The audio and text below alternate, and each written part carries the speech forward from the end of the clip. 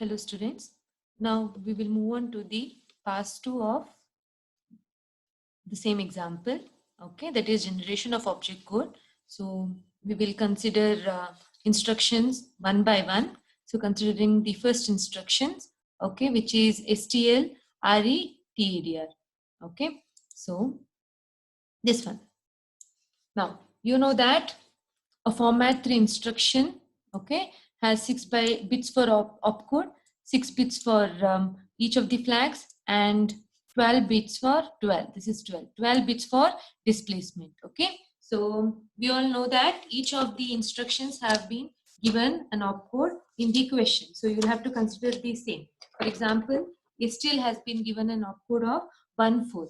So this is 1 and this is 4. Okay, this is 4. And now deciding on which flags to set. If you remember, I had told you that if the memory location is neither indirect nor immediate, then both n and I should be set to 1. X is set to 0 because there is no index. And if it's a memory location, that means it is relative addressing. So we have either P or B, and program counter is preferred over base. So one program counter is set to 1. It is if for E it is 0 because it is not extended. If you had a plus sign over here, only then you could have kept E to 1. Otherwise it is kept to 0. Now what about displacement? You all know that displacement is nothing but target address minus PC, or you can say that target address, that is the location to which you want the program to jump to, is nothing but displacement, which is offset, plus the program counter, right? So in order to find displacement, we have to subtract program counter from TA. Now what is target address for this particular instruction? So target address is the address of RETADR, which you can get from the symbol table that you have calculated in pass 1. So that is 1009. And what is program counter, guys? Program counter is the address of the next instruction to be executed. Now look at this. This is STL, right? What is the address of the next instruction to be executed? Here. Sorry. Okay. Instruction of the next address of the next instruction to be executed. It is 1003, right? So I have to write 1003 here. Okay, so that is what? That is how you decide on the program counter. Program counter is nothing but the address of the next instruction. So you get 006, and we know that it is 12 bit, right? So 12 bit in the sense we have only 3 hexas to be written. So 3 into 4 is 12. So only 006 is written. So if you try combining each of the 4 bits, because we have to write 1 hexa, right? So each of the 4 bits you get 1, and this is combined now. This becomes 7. This is combined, it becomes 2, and this one 006. So the object code for first instruction is 0720006. Next, coming to JSUB fact. Now, JSUB, the opcode for JSUB is 48. That is what you have to write in the first 6 bits. And then coming to the flags. This is neither indirect nor immediate. Indirect is represented by @ sign, and immediate is represented by hash sign. So it is neither of indirect nor immediate. So n and I is set to 1. X is 0 here, and this is a memory location, so it is relative addressing, and P is the preferred one. E is set to 0. Again, displacement is going to be target address minus the program counter, right? So it is going to be OOC. So combine each of the 4 bits and then you get 4B to OOC. I have told you how to find this in scientific calculator. Okay. Now coming to the third instruction. See, the opcode for J is 3C. That is what you have to represent. I hope you guys know that A is 10. Similarly, B is 11 and C is 12. That is how we have to do the coding. Okay. Now coming to NIX BP. This is a indirect addressing. So if it is indirect addressing, n is set to 1 and I is set to 0 here, x is set to 0, and in B and P, P is preferred. Why? Because we have relative addressing here. RETADR, it is a relative addressing. So P is preferred, so P is set to 1 and A is set to 0. Again, displacement is target address of RETADR minus the next instruction of this particular instruction is also 1009. So it becomes 000. So merge it. Okay, 4 bits at a time. All these are to be calculated in hexadecimal. What about LDA number? Yeah, the opcode for LDA is 00 and then NIXBP. How to set the flags? This is neither indirect nor immediate. So N and I is set to 1. X is set to 0. Again, this is a relative addressing. So P is preferred program counter. So P is set to 1. E is again 0. So displacement is target address of number minus program counter is the next instruction, that is to the instruction, this instruction, next to this instruction, which is 1015. So it comes to FF7. Okay, I'll clear. Okay, I'll scroll down. Okay, now guys, if you have more than now you might wonder, what if you get F4, then you'll have to take out this this first bit, okay, because displacement is clearly 12 bit here. Now coming to LDX number, yeah, LDX number, opcode of LDX is 04. That is how you have to write in the first 6 bits. And coming to number is neither indirect nor immediate, so N and I is set to 1. X is 0 because there is no X here. I'll give some problems wherein we find X plus and all, okay. Yeah, now P is set to 1, E is set to 0. Again, TA minus PC is FF4, so append it, okay. This is how you do it.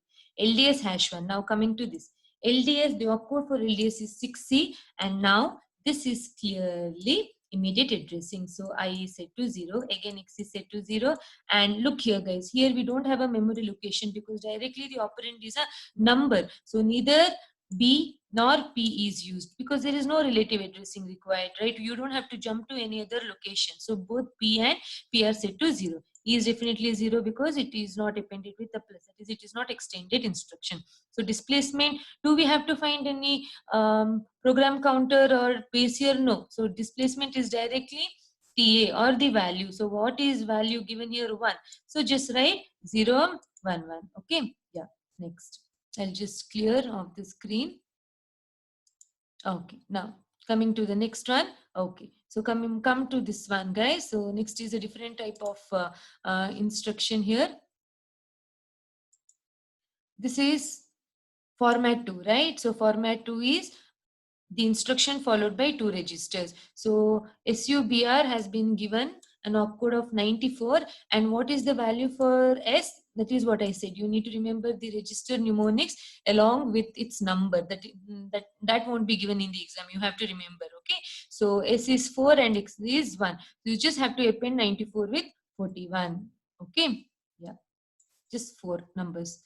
Like again, MULRXA. So 98 is the opcode. This is given to you, but this won't be given to you. You have to remember, you have to memorize. Okay, this is 10. So append it. Again, this is the same, right? These two are repeated twice. So we repeat the same object codes. Again, see here, I have written it for repetition again. Now, what about compare SCOMX? This is also 2 byte. Okay, so compare, so object code is A0, SC is 4 and X is 1. Coming to the 12th one, GAQ exit. Opcode for GAQ is 30. That is what is written here initially. And then NIX BPE. Okay, in this is neither immediate nor indirect. So both N and I are set to 1, and it is a memory location. So we need relative addressing, and program counter is preferred. That is why it is 1. E is definitely 0. So displacement, as you know now, TA minus program counter, which comes to 003. Okay. Next, coming to JLOOP. What is JLOOP? Again, the opcode for J is nothing but 3C, guys. Yeah, this F is nothing but after we combine the 4 bits. So initially it is only C here. Initially this is the result of the combined one. That is, you combine this with this, then you get F. NIXBP. So this is neither indirect nor immediate. So both N and I are set to 1. X is 0, B is 0, P is set to 1, and E is 0. So displacement is nothing but target address of loop minus the next instruction, address of the next instruction to this instruction. Okay. Yeah, that is FF4. I'll clear my drawings. Fine. Yeah, we'll scroll down. Yes. Okay. Then you have, I'll scroll even more. Okay. Yeah, this is STA result. Yeah. So in STA result, the same thing. The opcode for STA is OC, and result is neither indirect nor immediate. So N and I is set to 1, X is 0, B is 0, P is set to 1 because it is preferred. And then displacement is nothing but target address of result minus the address of the next instruction that is sitting next to STA result, okay, which you get it as FDF. Yeah, okay. Now, if you, as I said, if you get more than 3 elements here, you just cut it out. Okay, just write the last 3. Now, coming to RCEP, so RCEP is an instruction who has an opcode 4C, okay, and since this is neither indirect nor, so there is nothing here. So it is neither indirect nor immediate, right? So both N and I are set to 1, okay? Yeah, then the rest here, X is set to 0, B is set to 0 because we don't have an operand here, right? So we don't need to have relative addressing. So only N and I are set to 1 because it is neither indirect nor immediate. Okay, so it comes to 4F000. Now come 0000. Now coming to writing the object program. So if you remember, if you have gone through the video of SIC, I've clearly mentioned that we have 3 types of records. One is a head record, text record, and end record. In head record, you need to write H indicating it is head and the name of the program and its starting address. I have to mark this as 1, guys, because the starting address is 1000 and you know that we have to write 6 hexas here, okay? Yeah, and here it is the length of the program. Coming to text records, yeah, text records. In text records, one thing you have to remember is each record that is starting from the object code can contain a maximum of 60 columns, okay? That is this 1, 2, 3. Likewise, if you start calculating from the object code, you can have only maximum of 60 columns. Okay, so that is how you can divide it any way you want, guys, but then you have to remember that you cannot have more than 60 columns in object code, okay?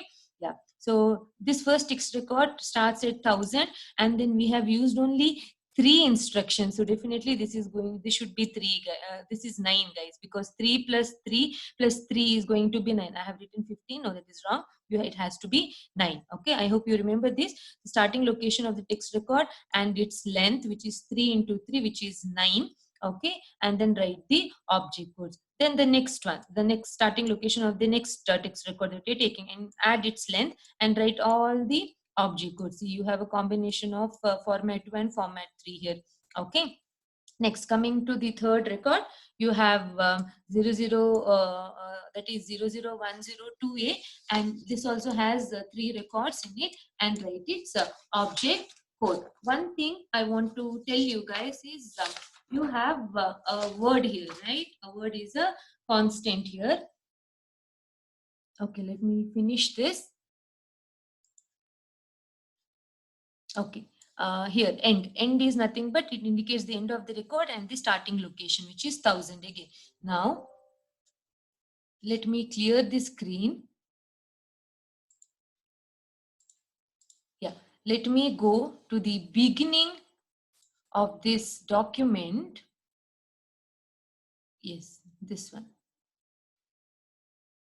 See here, guys, here you have word. As I mentioned, word is nothing but word and byte. If you see word or byte, they mean they're constants. So what is written here for? That itself is to be written. Whatever constant is written here, that itself is to be written. And this is also a text record. So what I have done is I have combined these 3 as one text record, and then I can include this also as a text record. I can include this with this, or I can keep this as a separate one, T2. Okay, mentioning that 3 is its length and this is the only object code. Then I can combine the rest here. All these I can combine together.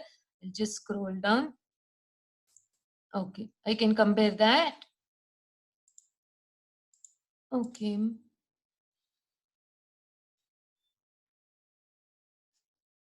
Okay, now, okay, so here, this also, see, I think I can combine all these again It's not a problem. So you can have basically 3 text records. It is not a problem. As I said, you can divide your object codes into any number of text records, but do remember that you can have only 60 columns in the object code. It's your wish. How many ever text records you want to split into, that's which left to you. But then remember, you can have only 60 columns in a text record. I hope this is clear to you guys. I'll come up with more examples on SIC XC object code. Thank you.